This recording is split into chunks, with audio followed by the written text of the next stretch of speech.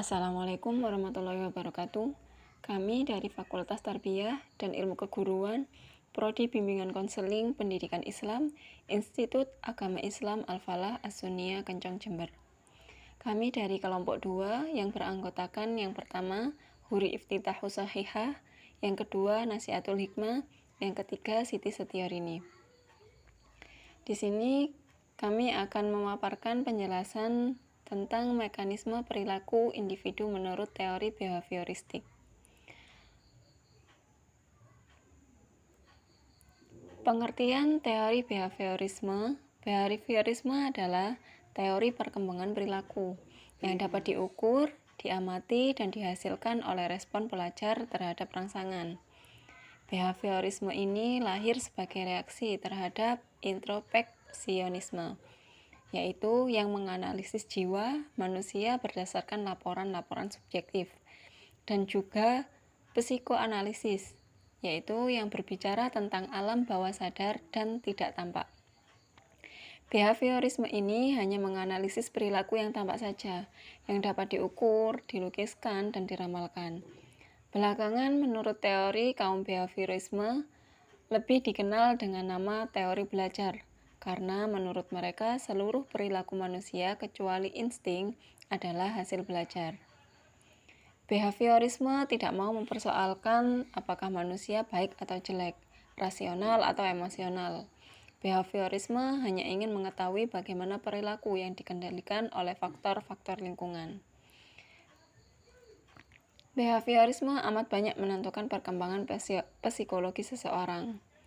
Dan pada behaviorisme ini berpendirian bahwa organisme dilahirkan tanpa sifat-sifat sosial atau psikologis, dan perilaku adalah hasil pengalaman yang dapat dimotivasi oleh kebutuhan untuk memperbanyak kesenangan dan mengurangi penderitaan.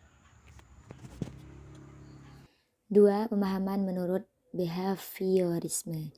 Menurut Watson, Skinner, dan tokoh behaviorisme lainnya 1904 sampai 1990, mereka meyakini bahwa tingkah laku manusia merupakan hasil dari pembawaan genetis dan pengaruh lingkungan atau situasional.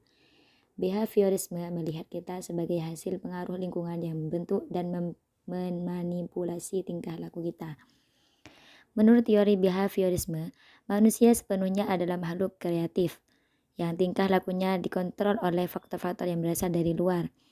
Faktor lingkungan inilah yang menjadi penentu terpenting dari tingkah laku manusia. Berdasarkan pemahaman ini, maka kepribadian individu menurut teori ini dapat dikembalikan kepada hubungan antara individu dan lingkungannya. Manusia datang ke dunia ini tidak dengan membawa ciri-ciri yang pada dasarnya baik atau buruk, tetap netral. Hal-hal yang mempengaruhi perkembangan kepribadian individu selanjutnya semata-mata bergantung pada lingkungannya.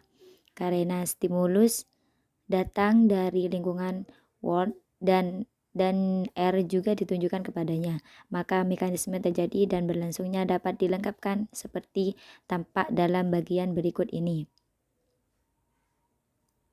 Yang dimaksud dengan lingkungan world di sini dapat dibagi ke dalam dua jenis, yaitu satu, lingkungan objektif, Umgebung, segala sesuatu yang ada di sekitar individu dan secara potensial dapat melahirkan S. 2. Lingkungan efektif, Umwelt, segala sesuatu yang aktual merangsang organisme karena sesuai dengan pribadinya sehingga menimbulkan kesadaran tertentu pada diri organisme dan ia meresponnya. Perilaku yang berlangsung seperti dilukiskan dalam bagian di atas bisa disebut dengan perilaku spontan. Contoh, seorang mahasiswa sedang mengikuti perkuliahan psikologi pendidikan di ruang kelas yang terasa panas.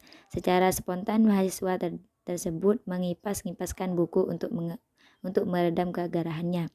Ruang kelas yang panas merupakan lingkungan W dan menjadi stimulus S. Bagi mahasiswa tersebut O. Secara spontan, mengipaskan buku merupakan respons R yang dilakukan mahasiswa. Merasakan ruangkan tidak terasa gerah W setelah mengipas-ngipaskan buku. Sedangkan perilaku sadar dan digambarkan sebagai berikut.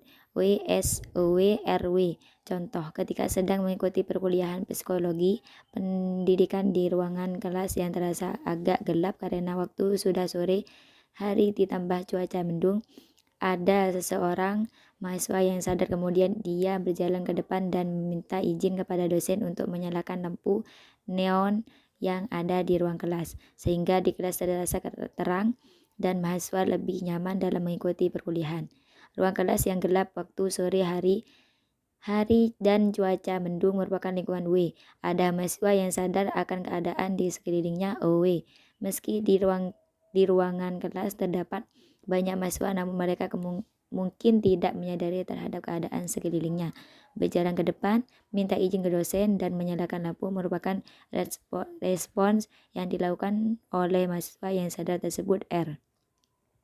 Suasana kelas menjadi terang dan mahasiswa menjadi lebih nyaman dalam mengikuti perkuliahan merupakan W. Yang ketiga, penerapan teori behaviorisme terhadap pemahaman individu. Yang pertama, classical conditioning atau pengkondisian klasik, yaitu tipe pembelajaran di mana seseorang belajar untuk mengkaitkan atau mengasosiasikan stimulus. Yang kedua, operant conditioning atau pengkondisian operan, yaitu asosiasi dengan teori stimulus respon. Dalam teori stimulus respon dikatakan bahwa dalam proses belajar, pertama kali organisme belajar dengan cara mencoba-coba, di mana pembelajaran akan ada konsekuensi dari perilaku yang menghasilkan perubahan dalam probabilitas perilaku itu akan diulangi.